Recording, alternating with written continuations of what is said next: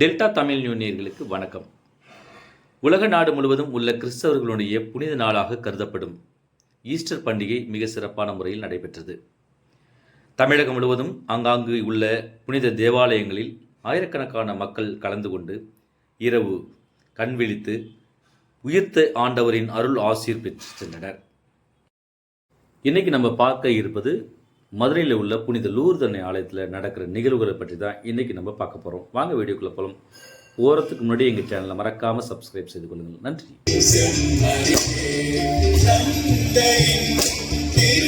அவர்களுடைய பெருவிழா வாழ்த்துக்களை மகிழ்ச்சியோடு தெரிவித்துக் கொள்கின்றோம்.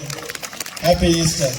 பக்கத்தில் இருக்கிறவங்களுக்கெல்லாம் கை கொடுத்து வாழ்த்துக்களை தெரிவித்துக் கொள்ள எழுப்பப்படவில்லை என்றால் நாங்கள் அறிவித்த நற்செய்தியும் நீங்கள் கொண்டிருக்கின்ற நம்பிக்கையும் பொருளற்றதாகிவிடும் என்று திருத்துதர் பவுல் கொரிந்தியருக்கு எழுதிய முதல் திருமுகத்தில் அதிகாரம் 15 இறைவார்த்தை 14 கூறுகின்றார். ஆம் அன்பிற்குரியவர்களே, கிறிஸ்துவினுடைய உயிர்ப்பு தான் நம் ஒவ்வொருவருடைய நம்பிக்கையின் அடித்தளம். நமது ஆண்டவர் இயேசு கிறிஸ்து பாடுகள் பட்டு சிலுவையில் அறையப்பட்டு இறந்து 3ஆம் நாள் உயிர் தழவில்லை என்றால் நீங்களும் நானும் இங்கே கிறிஸ்தவர்களாக அமர்ந்திருக்க வாய்ப்பு இல்லை. அவர் சொன்னபடியே 3ஆம் நாள் உயிர் தெழுந்ததால் தான் நாம் அனைவரும் இங்கு கடவுளுடைய பிள்ளைகளாக கிறிஸ்தவர்களாக அமர்ந்து கொண்டு அவருடைய உயிர்ப்பை கொண்டாடி கொண்டிருக்கின்றோம். சாவு எங்கே, வெற்றி எங்கே? சாவு வீழ்ந்தது, வெற்றி கிடைத்தது.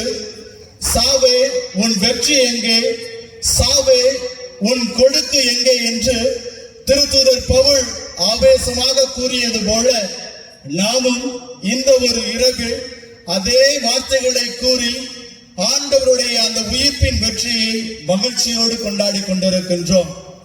ஆம், உண்மையாலுமே இது ஒரு வெற்றியின் இரவு, மகிழ்ச்சியின் இரவு, நம்பிக்கையின் இரவு. ஆனால் இந்த மகிழ்ச்சியை, இந்த வெற்றியை இந்த இரவில் ஒரு கூட்டத்தினர் கொண்டாடவே இல்லை. இந்த உயிர்ப்பை கொண்டாட வேண்டியவர்கள் கொண்டாடாமல் இருந்தார்கள். அவர்களை தவிர மற்ற அனைவர்களும் உயிர்த்த ஆண்டவர் மீது அவர் உயிர் தெழுந்து விடுவாரோ என்ற ஒரு நம்பிக்கையில் இருந்தார்கள். ஆம் அன்பிற்குரியவர்களே, இயேசுவை எதிரியாக கருதியவர்களும் அவரை சிலுவையில் அறைந்து கொன்று விட்டவர்களும் எங்கே அவர் சொன்னவாறு 3ஆம் நாள் உயிர் தெழுந்து விடுவாரோ என்ற ஒரு அச்சத்தால் அந்த கல்லறைக்கு காவல் அமைத்து, ஏன் அந்த கல்லுக்கு முத்திரையை விட்டு பாதுகாத்து வந்தார்கள். உயிர் தெழுந்து விடுவாரோ என்ற ஒரு அவர் சொன்ன வார்த்தையை நம்பி அவர்கள் பயந்து அந்த வேலையை செய்தார்கள். ஆனால் அவர் உயிர் தெழுந்து விடுவார் என்ற நம்பிக்கையோடு இருக்க வேண்டிய சீடர்கள் உயிருக்கு பயந்து அஞ்சி ஒளிந்து கொண்டிருந்தார்கள். அவர்கள் மட்டுமா? இன்றைய நற்செய்தியை நாம் வாசிக்க கேட்ட மகதலா மரியாவும் யாக்கோபின் தாய் மரியாவும் சொலோமியும் என்ன செய்தார்கள்? அவர்கள் இறந்த உடலுக்கு வழக்கமாக செய்ய வேண்டிய சடங்கை செய்வதற்காக ஆண்டவர் உயிர் தெழுந்திருப்பார் என்பதை நம்பாதவர்களாக விடியற் காலையில் எழுந்து நறுமண பொருட்களோடு கல்லறைக்கு செல்கிறார்கள். அவர்களுக்கு ஆண்டவர் உயிர் தெழுந்திருப்பார் என்ற ஒரு நம்பிக்கையே இல்லை. அதை மிக அருமையாக இந்த நற்செய்தியிலே மார்க்கு நற்செய்தியாளர் பதிவு செய்கின்றார். அவர்கள் கல்லறைகளுக்கு சென்று கொண்டிருக்கும் பொழுது அவர்களுக்குள்ளே அவர்கள் பேசிக்கொண்ட பேச்சு இதுதான். அங்கே கல்லறையின் வாயிலே நமக்காக யார் கல்லை புரட்டுவார் என்று அவர்கள் பேசிக் கொண்டிருக்கிறார்கள். அங்கே ஆண்டவர் உயிர் தெழுந்திருப்பார் என்பது அவர்களுடைய பேச்சு அல்ல. அன்பிற்குரியவர்களே, நம்ப வேண்டியவர்களும் ஆண்டவருடைய உயிர்ப்பை எதிர்பார்த்திருக்க வேண்டியவர்களும் அங்கு தயாராக இல்லை. அவர்களுடைய நம்பிக்கை உறுதி பெறவில்லை. மேலும் அவர்களுடைய நம்பிக்கையின்மையை குறிப்பிடுவதற்காக மார்க்கு நற்செய்தியாளர் இன்னொரு விளக்கத்தையும் கொடுக்கின்றார். அவர்களுடைய நம்பிக்கையின்மை எப்படிப்பட்டதாக இருந்தது என்றால், அங்கு அந்த கல்லானது ஒரு பெரியதொரு கல்லாக இருந்தது என்று.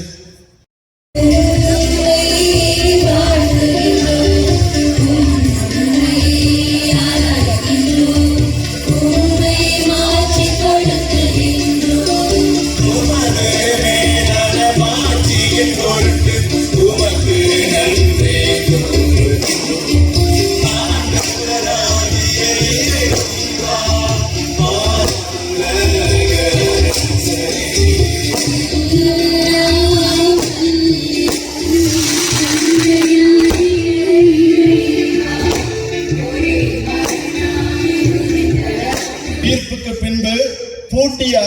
தொழுது கொண்டிருந்த சீடர்கள் மத்தியில் அவர்கள் முன் காட்சியளித்த ஆண்டவருக்கு இந்த பூட்டிய கல்லறைகளிலிருந்து வெளியே வருவது என்பது என்ன அவ்வளவு முடியாத காரியமா? ஆனால் இருந்தாலும் சீடர்களுக்கு அந்த ஒரு நம்பிக்கை இல்லாமல் இருந்தது. அவர்கள் எவ்வாறு அந்த பெண்களுக்கு அந்த கல் நகற்றப்படாமல் இருக்குமோ என்ற ஒரு அவர்கள் பார்த்தீர்கள் என்றால், ஒளி வழிபாடு, இறை வார்த்தை வழிபாடு, திருமுழுக்கு வழிபாடு மற்றும் நற்கருணை வழிபாடு என நம்மை நம்பிக்கையை நோக்கி அழைத்து கொண்டு செல்லக்கூடியதாக இருக்கின்றது. அதே போன்று இன்றைய நாளில் நாம் வாசிக்க கேட்ட அனைத்து 5 வாசகங்களும் அதே கருத்தை தான் நமக்கு உணர்த்துகின்றன. இன்று வாசிக்கப்பட்ட முதல் வாசகத்தில் தொடக்க நூல் புத்தகத்திலிருந்து நாம் இவ்வாறு வாசிக்க கேட்டோம். ஒன்றும் இல்லாமையிலிருந்து ஒரு இருத்தலுக்கு நடந்து செல்கின்றார்கள். குழப்பத்திலிருந்து ஒரு தெளிவுக்கு, இருளிலிருந்து ஒளிக்கு கடந்து சென்றதை, நகர்ந்து சென்றதை இன்றைய முதல் வாசகத்தில் நாம் வாசிக்க கேட்டோம். அதே போன்று இன்றைய 2ஆம் வாசகம் விடுதலை பயண நூல் மிக அருமையாக கூறியது, இஸ்ரேல் மக்கள் எகிப்திய அடிமைத்தனத்திலிருந்து வாக்களிக்கப்பட்ட நாட்டிற்கு கடந்து சென்றதையும், எகிப்திலே பார்வோன் மன்னனை அரசனாக கொண்டிருந்தவர்கள் இப்பொழுது யாவை இறைவனை அரசனாக கொண்டிருப்பார்கள் என்று அவர்கள் கடந்து சென்றதையும் இன்றைய 2ஆம் வாசகம் நமக்கு கற்றுத்தந்தது. அதே போன்று 3ஆவதாக வாசிக்கப்பட்ட எசேக்கியேல் புத்தகத்திலிருந்து வாசகம் எவ்வாறு அங்கு எலும்புகள் உலர்ந்த நிலையமும் முன்னால் இருந்த நிலையிலிருந்து ஒரு புதிய நிலைக்கு அவர்கள் கடந்து சென்றதை குறிப்பிடுகின்றது. முன்னால் இருந்த குழப்ப நிலையிலிருந்து, அடிமைத்தன நிலையிலிருந்து, நாடு கடத்தப்பட்ட நிலையிலிருந்து, பாவ இயல்பிலிருந்து, இறப்பிலிருந்து அடுத்த நிலைக்கு அவர்கள் கடந்து சென்றதை இன்றைய வாசகங்கள் நமக்கு உணர்த்துகின்றன. முந்தைய நிலையிலிருந்து அவர்கள் மாறி சென்றார்கள், கடந்து சென்றார்கள். முந்தைய நிலையிலிருந்து கடந்து செல்ல வேண்டும். ஆனால் மகதலா மரியாவும், யாக்கோபின் தாய் மரியாவும், சலோமியும் இதை உணராதவர்களால் இன்னும் கலக்கம் கொண்டவர்களாக நமக்காக யார் அந்த கல்லை நகற்றுவார்கள் என்று இன்னும் தங்களுடைய நம்பிக்கையில் நகராமலே அங்கேயே இருக்கிறார்கள். அன்பிற்குரியவர்களே, அவர்களை போன்று நம்முடைய வாழ்க்கையிலும் நகராத கற்கள் நிறைய இருக்கலாம். அது நம்முடைய பாவமாக இருக்கலாம், நம்முடைய பயமாக இருக்கலாம், நம்முடைய நம்பிக்கை குறைவாக இருக்கலாம், நம்முடைய இறப்பை பற்றிய அச்சமாக இருக்கலாம். நாம் இவை அனைத்திலும் இருந்து கடந்து செல்வதற்கான ஒரு நாள் தான் இன்றைய நாள். இன்றைய நாளில் நமது ஆண்டவர் இயேசு கிறிஸ்து தன்னுடைய உயிர்ப்பின் வழியாக நம் அனைவரையும் இந்த கற்களில் இருந்து, இந்த தடையாக இருக்கின்ற கற்களில் இருந்து நம்மை புதிய வாழ்வுக்கு அழைத்து செல்கின்றார். அவர்கள் நம்பினார்கள். ஆண்டவர் உயிர்த்து விட்டார் என்ற செய்தியை அவர்கள் நம்பியதும் அவருடைய வார்த்தையின் மீது நம்பிக்கை கொண்டவர்களாக திரும்பி விரைந்து ஓடுகிறார்கள் சீடர்களிடம் இந்த நற்செய்தியை அறிவிக்க. ஆம் அன்பிற்குரியவர்களே, ஆண்டவருடைய உயிர்ப்பை நாம் கொண்டாடி கொண்டிருக்கின்றோம். நாம் நம்முடைய நம்பிக்கையின்மையிலிருந்து நாம் நகர்ந்து செல்ல வேண்டும். 40 நாட்களாக பல தவ முயற்சிகளாலும் ஒருத்தர் முயற்சிகளாலும் நாம் ஆண்டவரை நெருங்கி வருவதற்கு பல காரியங்களையும் முன்னெடுத்திருக்கின்றோம். இன்று ஆண்டவர் உயிரை தருணம். ஆண்டவருடைய வார்த்தையின் மீது நம்பிக்கை கொண்டவர்களாக, நான் உங்களை திக்கற்றவர்களாக விட்டுவிட மாட்டேன், நான் உங்களிடம் திரும்பி வருவேன் என்று அவர் சொன்ன வார்த்தைகள் மீது நம்பிக்கை கொண்டவராக உயிர் தெழுந்த ஆண்டவரை நோக்கி நாம் பயணிக்க வேண்டும். இதுவே இன்றைய உயிர்ப்பு பெருவிழா நமக்கு கொடுக்கின்ற செய்தி. எனவே அன்பிற்குரியவர்களே, நாமும் ஒரு புதிய நம்பிக்கை பெற்றவர்களாக, புதிய வாழ்வை பெற்றவர்களாக, புத்துயிர் பெற்ற மக்களாக புதிய பாதையிலே புதியதொரு பயணத்தை தொடங்குவோம். ஆண்டவர் உயிர்த்து விட்டார், அவர் நமக்காக உயிர்த்து விட்டார் என்ற அந்த ஒரு நம்பிக்கையோடு அவரை பின்தொடர்ந்து செல்வோம். புதிய இதயம் பெற்ற மக்களாக, புதிய ஆற்றல் பெற்ற மக்களாக, புதிய கிறிஸ்தவர்களாக வாழ்வதற்கு தொடர்ந்து நாம் முற்படுவோம். அதற்கான வரம் வேண்டி இந்த திருப்பலியில் நாம் தொடர்ந்து மன்றாடுவோம்.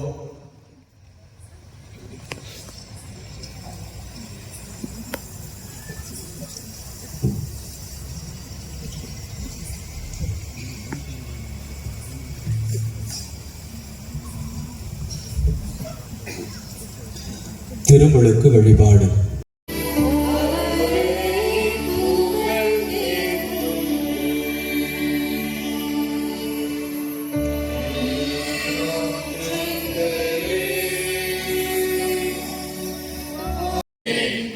பாவம் உங்கள் மீது ஆட்சி செலுத்தாமல் இருக்க நீங்கள் தீய கவர்ச்சிகளை விட்டு விடுகின்றீர்களா? பாவத்திற்கு காரணனும் தலைவனுமாகிய சாத்தானை விட்டு விடுகின்றீர்களா? நம்புகிறேன் என்று சொல்லுவோம். விண்ணகத்தையும் மண்ணகத்தையும் படைத்த எல்லாம் வல்ல தந்தையாகிய கடவுளை நம்புகிறீர்களா? அவருடைய ஒரே மகனும் கன்னி மரியாதையுடன் பிறந்து பாடுபட்டு அடக்கம் செய்யப்பட்டு இருந்தோடமிருந்து உயிர் தெழுந்த தந்தையின் வலப்பக்கம் வீற்றிருக்கின்றவருமாகிய நம் ஆண்டவர் இயேசு கிறிஸ்துவை நம்புகின்றீர்களா? தூய ஆவியாரையும் புனித கத்தோலிக்க திரு அவையையும் புனிதர்களுடைய சமூக உறவையும் பாவ மன்னிப்பையும் உடலின் உயிர்ப்பையும் நிலை வாழ்வையும் நம்புகின்றீர்களா? நம் ஆண்டவராகிய இயேசு கிறிஸ்துவின் தந்தையும் தண்ணீராலும் தூய ஆவியால் நமக்கு புதுப்பிறப்பு அளித்து பாவ மன்னிப்பு வழங்கியவரும் எல்லாம் உள்ள தந்தையம் ஆகிய கடவுளே தமது அருளால் நாம் நிலை வாழ்வு பெறும் பொருட்டு நம் ஆண்டவராகிய இயேசு கிறிஸ்துவில் நம்மை பாதுகாப்பாராக. ஆமென்.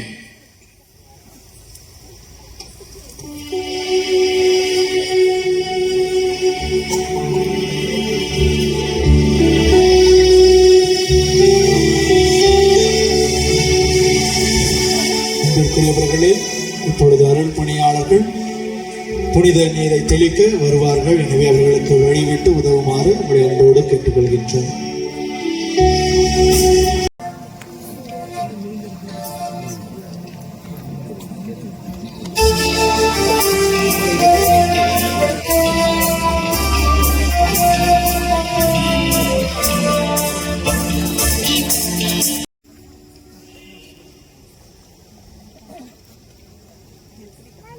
அனைவரும்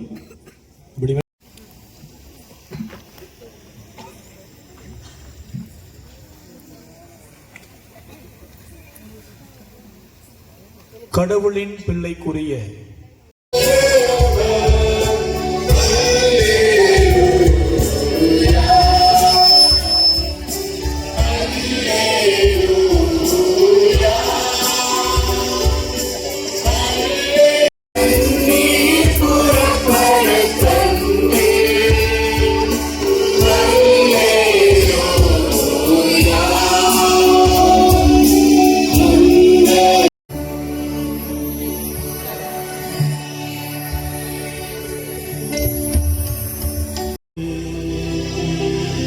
உமது திரு அவையில் அனைவரும் உம் சொந்த மக்கள் என மனப்பாங்கை தூண்டி எழுப்பியருளும். அதே நாள் நாங்கள் உடலிலும் மனதிலும் புதுப்பிக்க பெற்று உமக்கு தூய்மையான ஊழியம் புரிவோமாக. உமோடு தூய ஆவியாரின்